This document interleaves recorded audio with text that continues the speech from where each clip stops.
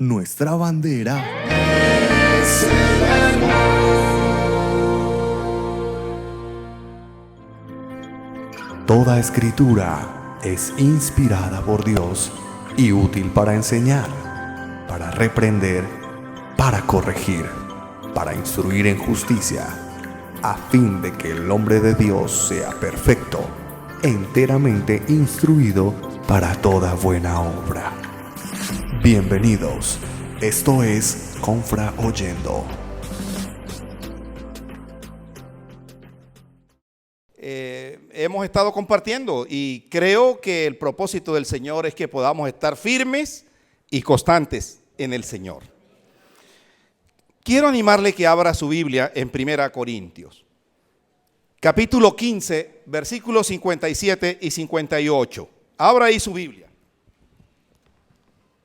Voy a leer para ustedes en este pasaje, 1 Corintios. Pero antes, usted y yo hemos venido para que Dios hable a nuestra vida. Y debemos decirle al Señor esta mañana: habla mi vida, Señor. Y la palabra es la que fortalece nuestra vida, la que nos anima, y la palabra es la que nos sostiene en nuestra vida. Y saludamos a los hermanos que también se conectan cada domingo, y que el Señor también los guarde y les bendiga. Vamos a orar. Antes de leer, quiero orar. 1 Corintios 15, 57 y 58. Pero oremos antes. Soberano Dios, esta mañana quiero darte gracias por la vida de cada uno de mis hermanos, por las personas que han estado escuchando tu palabra a través de estos medios, o los que están escuchando tu palabra, pero también por las personas nuevas que permites que estén aquí conforme a tus propósitos. Yo ruego, Señor, que hables a nuestra vida en esta mañana. Y dígale eso al Señor: Señor, habla esta mañana a mi vida. Te doy gracias, Padre, por los méritos de tu Hijo amado Jesucristo. Y te ruego que abras mis ojos para contemplar las maravillas de tu ley. En Cristo Jesús.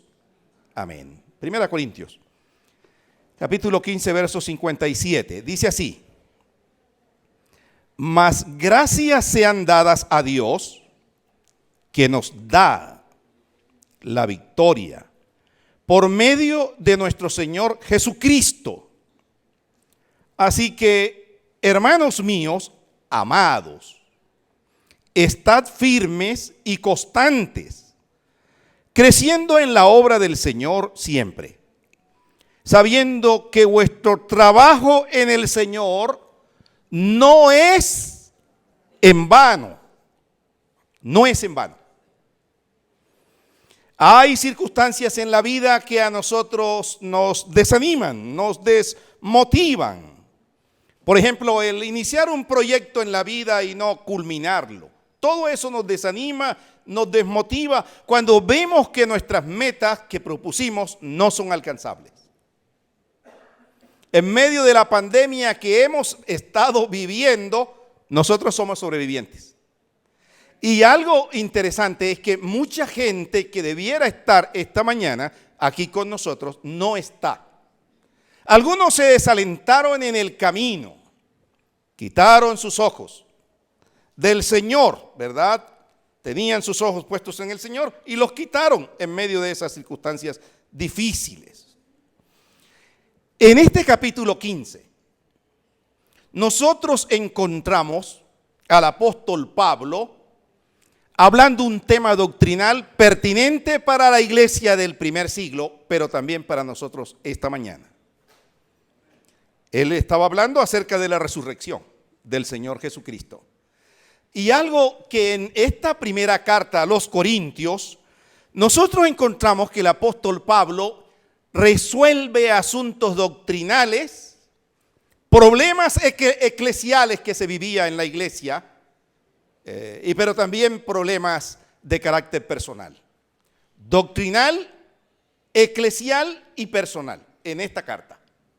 Nosotros encontramos, en el texto encontramos que el apóstol concluye solo en el capítulo 15, no solo en el capítulo 15, sino en toda su el capítulo 15 es como una conclusión, pero exactamente versículos 57 y 58 de todo lo que ha venido tratando en su carta.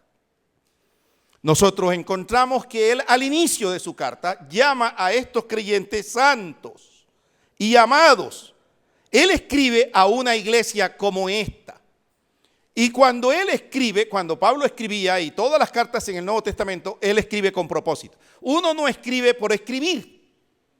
Escribe para alentar, para corregir, para animar, para exhortar, pero también para hablarle a esa iglesia acerca de la esperanza en Cristo. Esta mañana quiero que hablemos, vamos a compartir estos dos versículos, pero quiero animarlos a estar firmes y constantes en Cristo Jesús cada día de su vida. Ahora, esta es una exhortación. Miren por un momento el versículo, vamos a mirar el versículo 57. Mas gracias sean dadas a Dios, que nos da la victoria por medio de nuestro Señor Jesucristo. Así que, hermanos míos, amados, están firmes y constantes. ¿Qué más dice él? Creciendo ¿en qué? Creciendo, dice, en la obra del Señor, sabiendo que vuestro trabajo en el Señor no es en vano. Aquí hay una exhortación inicial para la iglesia de Corinto, pero no solo para la iglesia de Corinto, esta exhortación es pertinente también para nosotros hoy en pleno siglo XXI. En este texto hay tres cosas que quiero compartir con ustedes. En primer lugar, uno encuentra un llamado. Un llamado. Y dice, por tanto, mis amados hermanos.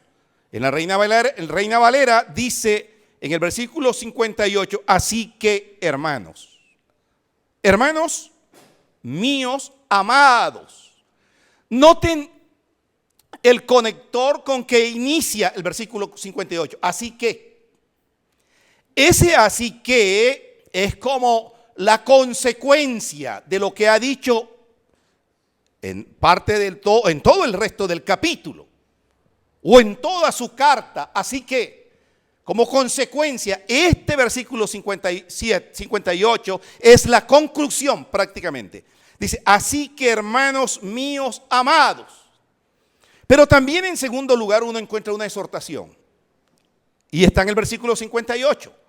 La exhortación para esos creyentes, pero para nosotros también hoy, es estar firmes y ¿qué más?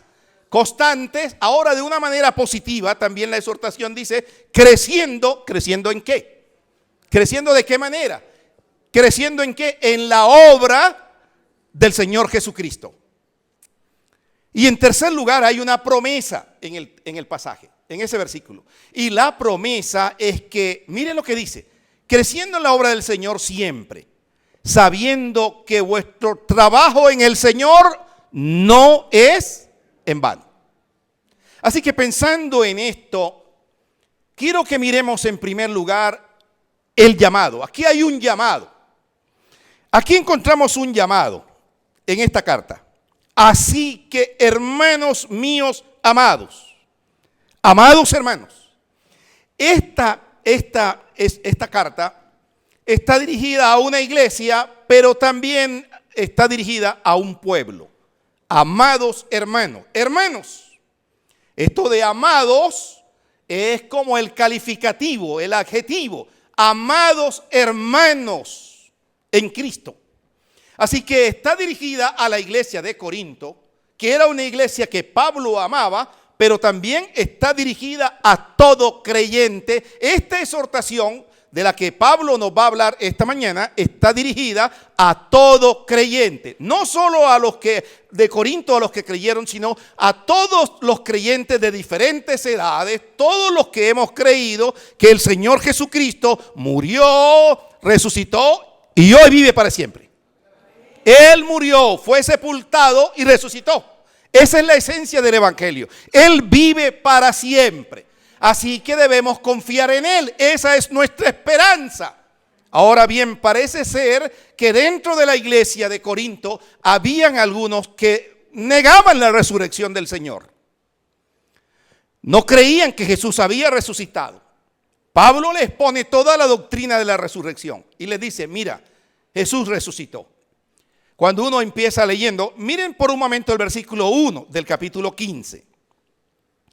Dice, además os declaro, hermanos, el evangelio que os he predicado, el cual también recibisteis, en el cual también perseveráis, por el cual asimismo retenéis la palabra que os he predicado. Sois salvos. Que os he predicado, sois salvos. Si no creíste, en vano, porque primeramente os he enseñado lo que asimismo recibí. Creo que el evangelio completo está aquí, en este versículo 3. Que Cristo, que dice, murió por nuestros pecados conforme a la Escritura. Pero no solo eso. Versículo 4. Y que fue sepultado y que resucitó al tercer día conforme a las Escrituras. Esa es la esencia del evangelio. Cristo murió, fue sepultado, pero Él ha resucitado. Así que todos los que creemos en Cristo tenemos una esperanza viva. Y la esperanza que tenemos es que Cristo resucitó, pero Él también traerá consigo a todos aquellos que llegásemos a morir o aún estén vivos creyendo en su resurrección.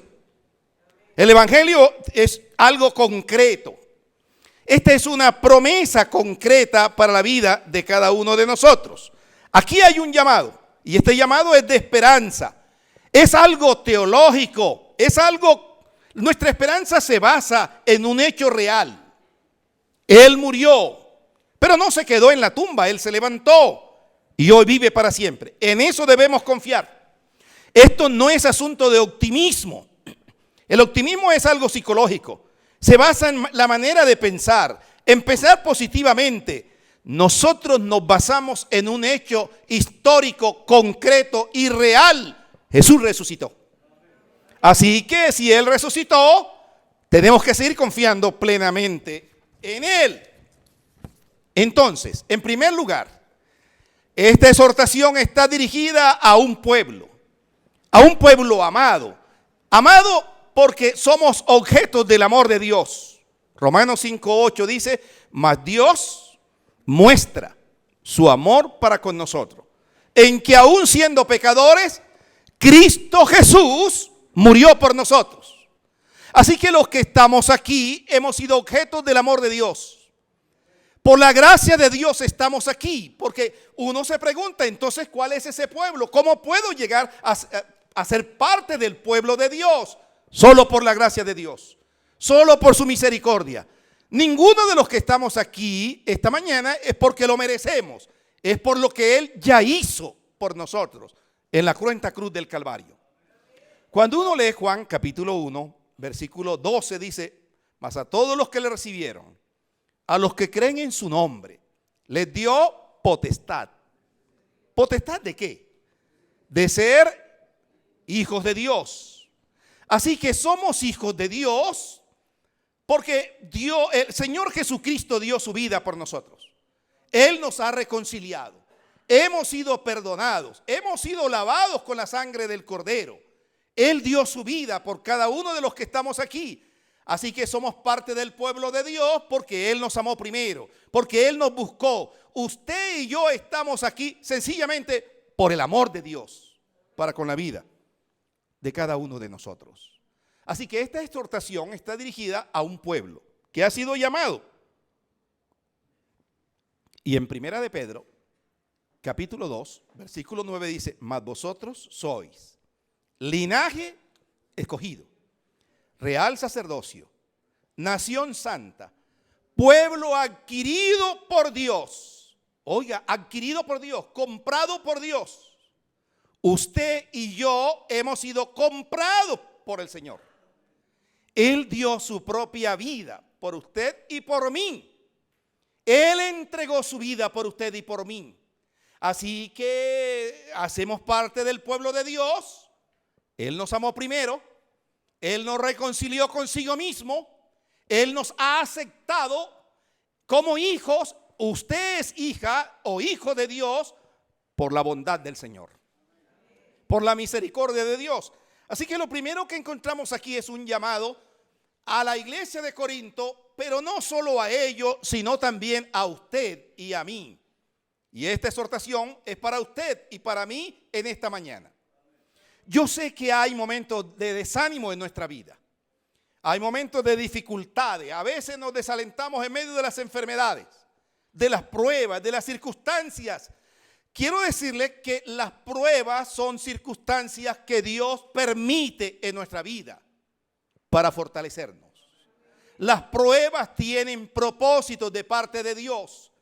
Este año, después de leer tanto la Escritura, he aprendido algo nuevo. Cada vez que usted lee la palabra, usted y yo aprendemos cosas nuevas. Cuando uno lee 1 Corintios, ojo lo que le voy a decir. Esto no lo vuelve a oír más en la historia de la humanidad. En 1 Corintios, pero en la Biblia está. Cuando usted lee el capítulo 10 de 1 Corintios, versículo 13, habla de las tentaciones. Y dice, no os ha sobrevenido ninguna tentación que no sea humana, pero fiel es Dios, que no os dejará ser tentado más de lo que podéis resistir, sino que dará juntamente con la tentación la salida para que podáis soportar. Las tentaciones no vienen de parte de Dios, Él las permite. Pero Él no permite que seamos tentados más allá de lo que usted y yo podemos soportar. Pero cuando habla de las pruebas, y si quiere vaya a 2 de Corintios capítulo 1. 2 Corintios capítulo 1. ¿Y por qué quiero que mire esto?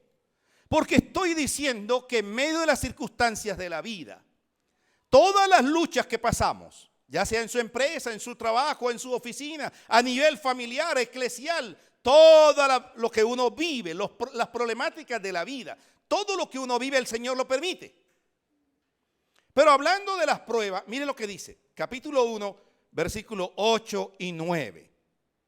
Porque hermanos, no queremos que ignoréis acerca de nuestra tribulación que nos sobrevino en Asia, pues fuimos abrumados sobremanera más allá. Escuche eso. No sé si la hermana que está proyectando nos pudiera ayudar con una traducción del lenguaje actual, pero dice,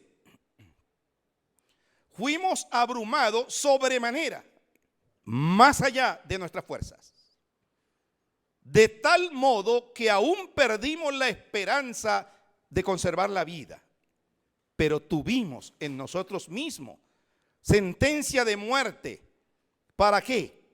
Para que no confiásemos en nosotros mismos, sino en Dios que resucita a los muertos, el cual nos libró y nos libra, en quien esperamos que aún nos librará de tan gran muerte.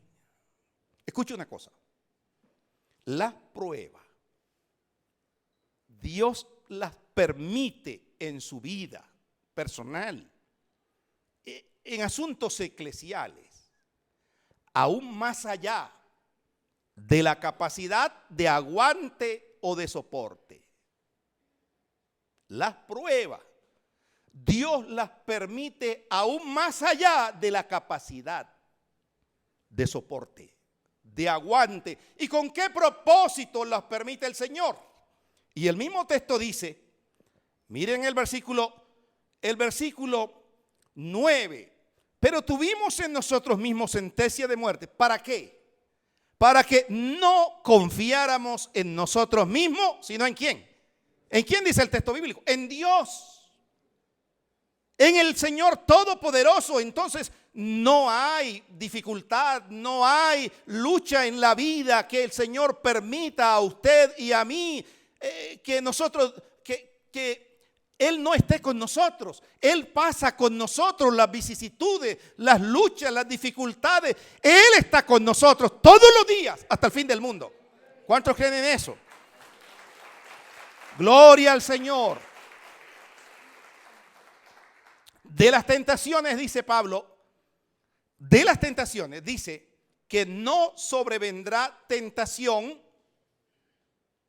que Dios permita en nuestra vida más allá de lo que podamos soportar. Pero de las pruebas, dice que Él permite las pruebas más allá de nuestra capacidad humana para soportar.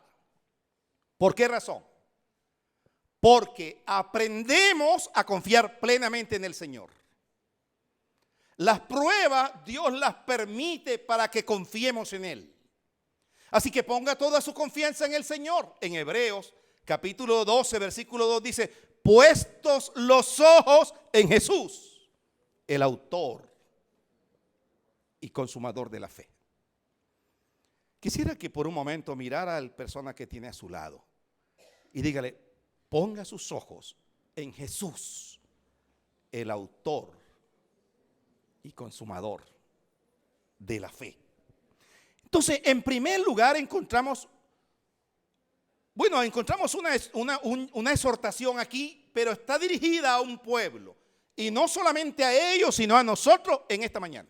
Yo no sé las vicisitudes, las dificultades por las que usted ha pasado durante este año. Las luchas que tenemos como iglesia. Hace 22 años, van a ser 23 casi. La iglesia donde estoy me dijo que ayudara por unos días. Y han pasado 22 años. 22 años. Y yo un día le preguntaba: Señor, ¿y por qué tanto tiempo? Entonces trajo a mi memoria aquel texto que dice: para mí un día es como 1000 años. Ay, Señor bendito. Y 1000 años como un día. He aprendido a crecer en medio de esta iglesia. Y una de las cosas que uno le pregunta al Señor es: ¿cómo voy a crecer, Señor? Pablo, precisamente, a mí me encantan las cartas de Pablo, porque él menciona 3 virtudes en las cuales un creyente debe crecer: en fe, en esperanza y en amor. Y yo me pregunto, ¿cómo puede crecer uno en amor? Yo pensaba que era orar y venía como un viento recio a mi cabeza. ¡Puf! Tienes amor. El hierro se amola con hierro.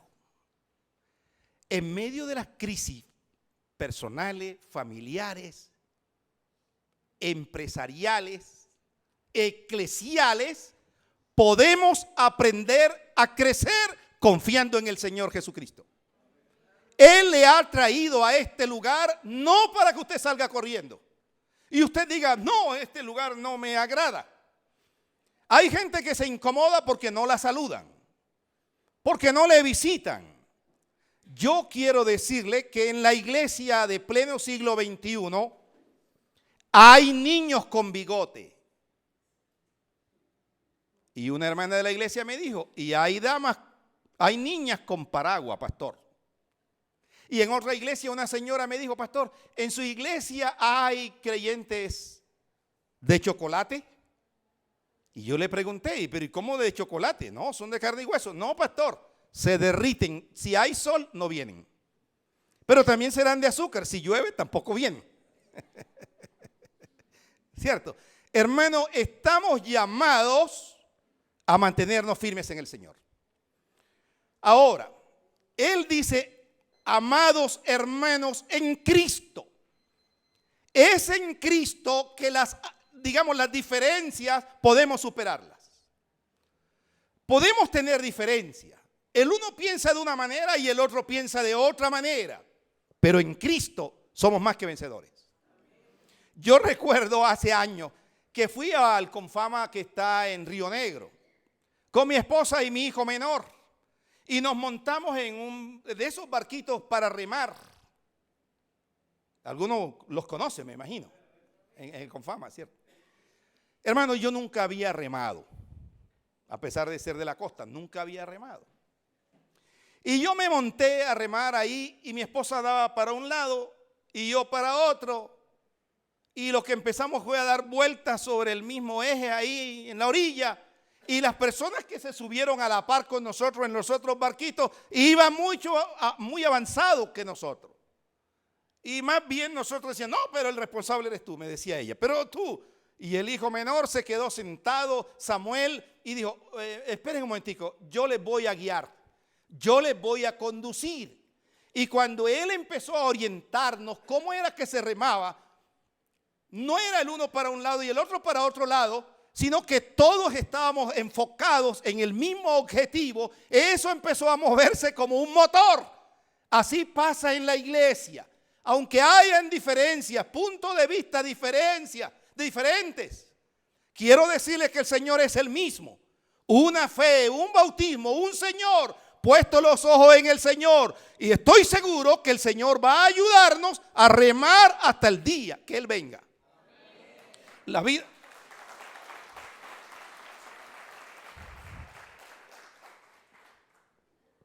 vida cristiana es una competencia, como una competencia atlética de fondo. Y en la competencia atlética de fondo, la gente no sale como un cañón, como un disparo de fusil. No. Todos salen a un mismo ritmo. Y estoy seguro que quienes pretenden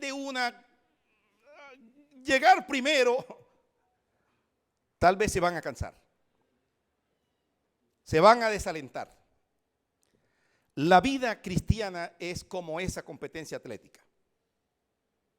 Usted debe correr fortalecido en el Señor. No quitar los ojos del Señor. Así que el Señor le está llamando hoy a usted y a mí, que en medio de la adversidad, en medio de la dificultad, en medio de los problemas, podamos confiar en Él. Ahora, en segundo lugar, ahí hay una exhortación. Y esa exhortación también es para nosotros. Volvamos entonces al texto, 1 Corintios 15, versículo 58. Dice, hermanos míos y amados, estad firmes. ¿Y qué más dice? Firmes y constantes. Y de una manera positiva dice, creciendo. ¿Creciendo en qué? Dice el texto bíblico. Creciendo en la obra del Señor. Pero dice en primer lugar, estar firmes. En otras palabras, somos llamados a estar fijos, estables, constantes en la fe. Somos llamados a perseverar en el Señor, a ser constantes en Él, a no movernos de la seguridad de la victoria en Cristo. Como Él resucitó, nosotros un día también, esa es nuestra esperanza en Cristo. Así que usted y yo estamos llamados a perseverar en este lugar. Él le ha llamado para servir aquí en este lugar. Así que ponga sus ojos en el Señor. Ponga su mirada en el Señor y dispóngase para servir al Señor. No saquemos excusas para servir. Él le ha dado dones, capacidades, habilidades naturales, sobrenaturales para usted servir. ¿Cuántos creen que el Señor le ha traído a este lugar porque les ama? Él le ha traído a este lugar. Entonces, en primer lugar dice estar firmes. O sea, hermano, pero firme y constante ¿en qué? En la promesa del Evangelio. Firmes y constantes ¿en qué? En la victoria que el Señor Jesucristo ya nos dio. Firmes y constantes ¿en qué? Miren lo que dice el versículo 1 del capítulo 15 que habíamos leído. En el Evangelio que hemos escuchado, el cual recibimos, en él también debemos perseverar. Así que nosotros perseveramos en lo que hemos aprendido del Señor, en Cristo, en su palabra. Yo sé que hay momentos en que uno se siente desalentado, desanimado, ya no quiere volver a la iglesia, ya no quiero ir. Creo que la solución no es decir no voy a la iglesia, no me congrego, ¿Sabe por qué? Hebreos 10:25, ¿qué dice? ¿Qué dice? No dejando de congregarnos, como algunos ya tienen por costumbre. Yo puedo contar con los dedos de mi mano las veces que he dejado de ir un domingo o en semana. Ahora, nuestra vida de cristiana es más que ir y venir. Es estar confiando plenamente en el Señor, aquí, allá, fuera de este lugar. Porque la vida cristiana no depende tanto del edificio. Nuestra vida cristiana debe estar cimentada en Cristo Jesús. Aunque yo creo que este lugar lo ha dispuesto el Señor para que usted y yo estemos confiando en el Señor. Y creo que Él es el que hace la obra. Pero Él dice también estar firmes y constantes. O sea, inamovibles. Perseveremos en el Señor. Afirmémonos en el Señor. Sigamos adelante en el Señor. Firmes y constantes. Firmes y constantes en el hecho real y concreto que nos afirma en el amor de Dios, en su misericordia. Ahora dice, creciendo en la obra del Señor. Y a mí me encanta eso, de crecer en la obra del Señor, porque es la obra del Señor. Pablo dijo, yo sembré, Apolo regó, ¿pero qué? Pero el crecimiento, ¿quién lo da? Dios. Yo debo preocuparme cuando llevo años en un lugar y mi vida no tiene compromiso con el Señor. Cuando voy a un lugar, ahora yo sé que hay gente nueva que va a aprender del Señor, que va a crecer y que va a servir. Pero creo que la manera de crecer o de servir al Señor es involucrándose en la obra del Señor. No hay otra forma de crecer. A través de la palabra. Es la palabra de Dios la que produce crecimiento en su vida. El Espíritu Santo usa la palabra, la trae a su corazón y el Espíritu Santo le ayuda a reconocer lo que a Dios le agrada, lo que a Dios no le agrada. Cuando yo conocí al Señor, yo recuerdo que llegué a la iglesia y le dije a los jóvenes de esa iglesia, escríbame todas las canciones habidas y por haber que me las voy a aprender de memoria. Y yo también no sabía orar.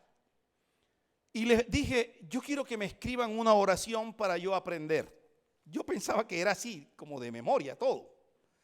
Y una joven me dijo, no, todo es de tu relación y de tu intimidad con el Señor. Y han pasado los años y uno cada día va aprendiendo, pero tiene que estar agarrado del Señor. Y yo recuerdo que el pastor de esa iglesia, a los 6 meses me dijo que le predicara a unos jóvenes. Yo no entiendo por qué.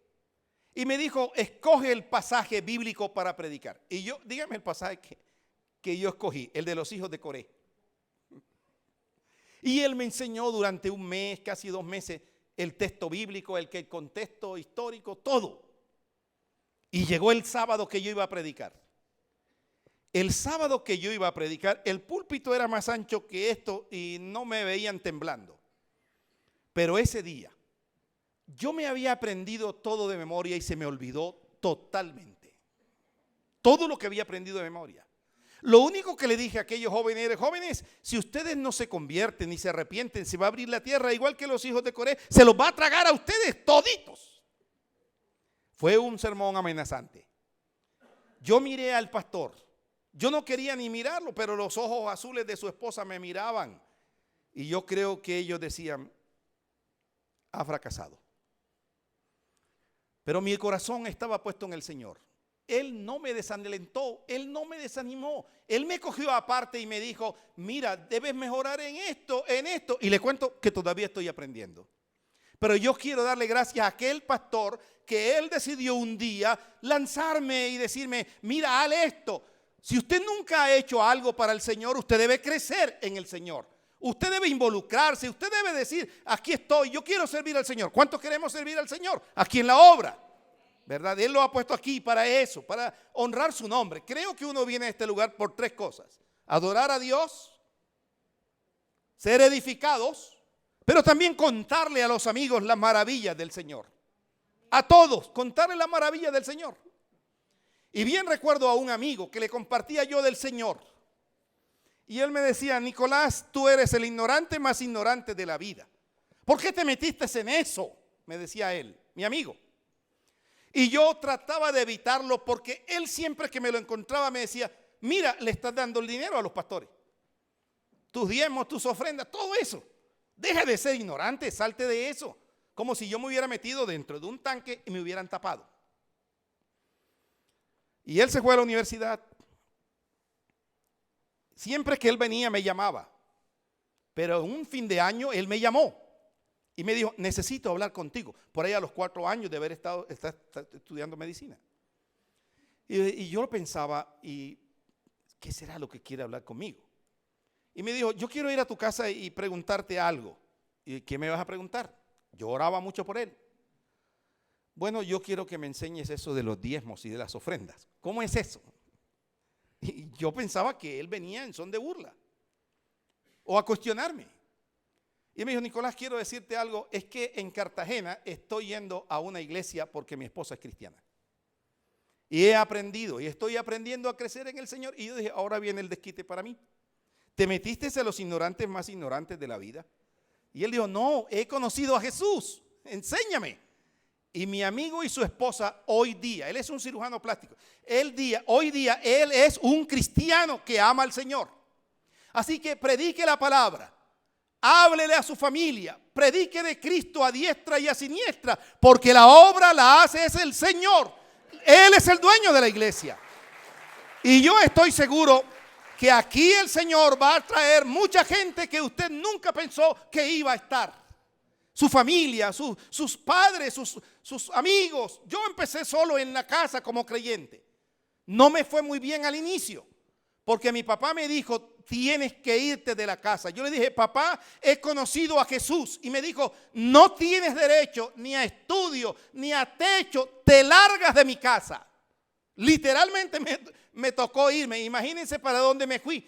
Donde un tío que era dueño de una distribuidora de licores, que me ofreció trabajo y me dijo, yo quiero que estés aquí conmigo, pero algo te quiero advertir, Dios está allá y yo estoy aquí. Así que el que mando aquí soy yo. Yo soporté durante un año ahí con ese tío y tratando de hablarle del Señor, pero era muy esquivo. Pero empecé a orar por mis padres. Ellos conocieron a Jesús. Mi mamá conoció a Cristo. Mi hermana mayor es pastora con su esposo. La menor ni tilín ni nada de paleta, pero ha conocido a Cristo y está sirviendo al Señor con sus hijos, con su esposo. Así que la obra la hace el Señor. Mi papá antes de morir, él aceptó a Cristo, conoció a Cristo. Yo pude afirmarlo en la fe y él me dijo, hijo, perdóname, porque aquella noche como le pasó por su memoria y el recuerdo de todo eso y me dijo, yo no sabía quién era Jesús, pero le dije, ¿y ahora está seguro en quién ha creído usted? Y me dijo, estoy seguro. Murió diciendo esas palabras, estoy seguro quién es Jesús. La obra la hace el Señor, Él te ha traído para servir, así que predica y Él hace la obra. Aquí encontramos también la obra del Señor. Pero en tercer lugar encontramos una promesa en este texto.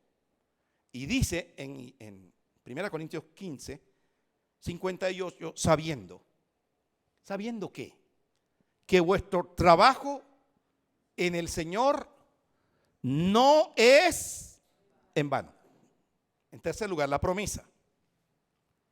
Aquí hay una promesa. Servir al Señor no es en vano.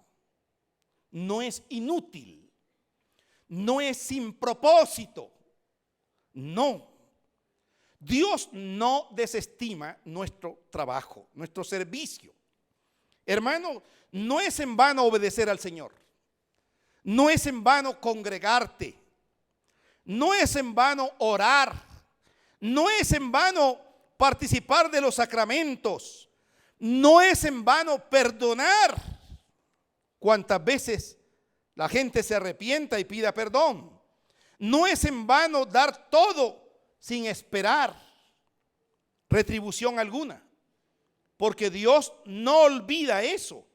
No es en vano que corras y ayudes al debilitado, que muestres misericordia al que es incapaz de salir de su miseria. Aunque nadie te diga qué buen trabajo haces, aunque no te feliciten, aunque no te pongan la mano en el hombro, todo lo que usted y yo hacemos, hagámoslo como para el Señor. Y Él dará la recompensa. Cuando uno lee 1 de Pedro capítulo 5, versículo 4, miren lo que dice 1 de Pedro. Abra ahí su Biblia. 1 de Pedro.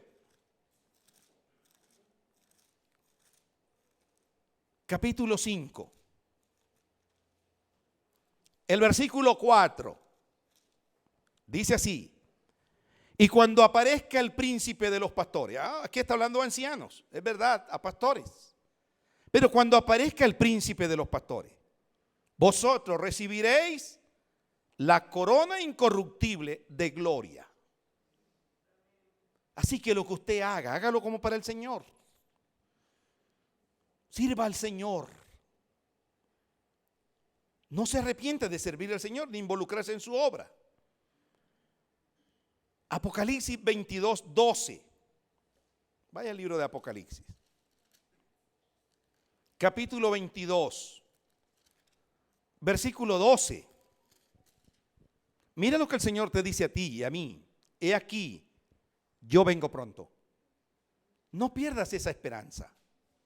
Y mi galardón conmigo para recompensar a cada uno según sea su obra. Aunque la carga sea fuerte, aunque el camino sea duro, aunque el trabajo es tan grande, vuestro trabajo nos dice que no es en el Señor no es en vano. Dios recompensa nuestro trabajo. Por eso también podemos decir que servir al Señor no es en vano, que Él dará su recompensa a los que le sirven. El Señor recompensará su obra hecha en nosotros y a través de nosotros. Hermanos, consideremos, hermanos, la importancia de servir al Señor. Él le capacita a usted y me capacita a mí para servirle cada día de nuestra vida. Así que las promesas en Cristo son fieles y verdaderas en el Señor Jesucristo. Hay una promesa para tu vida y para mí. No es en vano lo que hagas, no es inútil, no es sin propósito. Probablemente te sientas desalentado y desanimado al hacer cualquier cosa, cansado. O a veces tú dices, como muchos creyentes, ¿por qué a mí? ¿Por qué a mí? ¿Por qué a mí? Más bien dale gracias al Señor y dile: Señor, gracias por la oportunidad de servir, por el privilegio de servir en tu obra, porque todo debemos hacerlo como para el Señor. Concluimos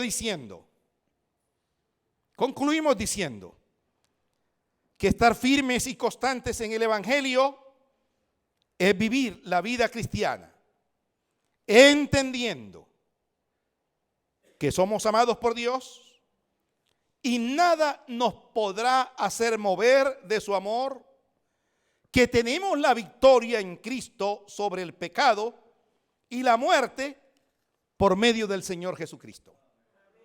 Que la esperanza y que usted tiene es algo teológico que se basa en quién es Dios, en lo que Él ha hecho y en lo que hará por su vida. No es optimismo, porque es algo psicológico. Y el optimismo se basa en la manera de pensar positivamente. La iglesia en Corinto era una iglesia llena de problemas, de dificultades. Había un joven viviendo en inmoralidad con su madrastra. Unos creyentes con otros, unos decían: yo soy de Pablo, yo soy de Apolo, y otros decían: yo soy de Cefas, y los más espirituales decían: nosotros somos de Cristo. Después de 22 años en la iglesia, he descubierto que en la iglesia donde estoy hay algunos nicolaitas que han puesto sus ojos en mí. Y si uno no va a la iglesia, entonces ellos no van. Si uno no predica, y ellos preguntan: ¿y quién va a predicar? Y he entendido, y debo corregir, y he estado corrigiendo, que la obra es del Señor. He entendido que debo desdibujar, desaparecer. no es abandonar la obra del Señor porque la amo, sino que todo en la vida tiene transiciones. Y que hay un momento, ahí hay un liderazgo que está sirviendo al Señor. Hoy no estoy allá, pero hay gente responsable sirviendo al Señor. Sé que el pastor y su familia sirvió, pastor, por muchos años en la iglesia. Y gracias y damos gloria a Dios por el trabajo. Pero también quiero decirle, hermano, oremos por la familia, oremos por el pastor Gustavo y su familia, pero también oremos para que nosotros podamos seguir confiando en el Señor con los ojos puestos en el Señor Jesucristo. Con la mirada puesta en el Señor. Porque en medio de la adversidad, en medio de la dificultad, en medio de la lucha, la victoria viene de parte del Señor. Y como dijo Juan, que Él crezca y que yo mengüe en mi vida. Ponga sus ojos en el Señor. Camine con el Señor. Y Él va a fortalecer la iglesia. A cada uno de ustedes. Involúcrese en la obra del Señor. Diga en qué puedo servir y qué puedo hacer. E inicie a involucrar este nuevo año. Estamos para terminar este año. Y yo sé que estos 3 años, últimos 3 años, no ha sido fácil. Yo estaba muy preocupado en medio de la pandemia, el cierre, todas estas cosas. Pero he entendido que la obra es del Señor. Estaba preocupado porque nosotros tenemos 2 iglesias hijas. ¿Cómo a seguir ayudando a esos pastores, a los hermanos de esos lugares? La economía y todo el mundo tiene una economía difícil. Pero la obra es de Dios. Él sostiene la iglesia. Él es el dueño de la obra. Así que confiemos plenamente en lo que el Señor va a hacer. La gloria postrera va a ser mayor que la primera. Pero necesitamos creyentes comprometidos con el Señor. ¿Cuántos quieren comprometerse con el Señor? ¿Cuántos quieren servir al Señor? Y yo invito a todos aquellos que sientan, más que sentir, anhelan o quieren comprometerse con el Señor, por favor, colóquense en pie ahí donde usted está. Colóquense en pie. Todos los que han entendido que el Señor les ha llamado para servir, para honrar su nombre, para dar testimonio de Cristo, a diestra y a siniestra. No olvide, el Señor ha hecho un llamado al pueblo, a usted, a mí. Pero hay una exhortación. ¿La exhortación cuál es? Estén firmes, sean constantes, pero crezcan en el Señor. Y crecemos en las sanas relaciones, el uno para con el otro. El crecer nos va a ayudar a entender al otro sin murmurar de nadie. Cada día de nuestra vida. Cierre sus ojos. Y esta mañana quiero que le dé gracias al Señor. Y dígale, Señor, te doy gracias. Ore conmigo diciendo, Señor Jesús. Ore más fuerte. Señor Jesús, quiero darte gracias por traerme a este lugar. Gracias, Señor, por tu cuidado, tu amor, tu misericordia para conmigo. He aquí estoy, Señor, delante de ti. Levanta tus manos al cielo y dile, aquí estoy, Señor, delante de ti. Y hazme un instrumento para gloria de tu nombre. Señor, coloca en mí el querer como el hacer. Señor, yo quiero servirte hasta el día en que tú vengas. Te doy gracias, Señor. Tú eres el dueño de mi vida. En el nombre de Jesús. Ahora ponga la mano sobre el hombro del que está a su lado y ore por esa persona. Y dile, Señor, fortalece a este hermano. Fortalece a esta hermana. En el nombre de Jesús desautorizamos todo principado, toda potestad de las tinieblas, toda obra de maldad. Señor, bendice a esta tu iglesia. Esta es tu iglesia. A cada familia, a los que hoy no están con nosotros, a los que no han venido en esta mañana, yo ruego que tú los guardes, los bendigas, los fortalezcas. Señor, vemos por los ojos de la fe a esta iglesia creciendo en tu amor, en tu misericordia. Y rogamos hoy por los que han de ser salvos, por los que han de conocerte. Desautorizamos todo desánimo que quiera venir a nuestras vidas, porque tú eres nuestro escudo. Tú eres mi escudo. Dile al Señor, tú eres mi escudo y mi fortaleza. Y todo lo puedo en Cristo.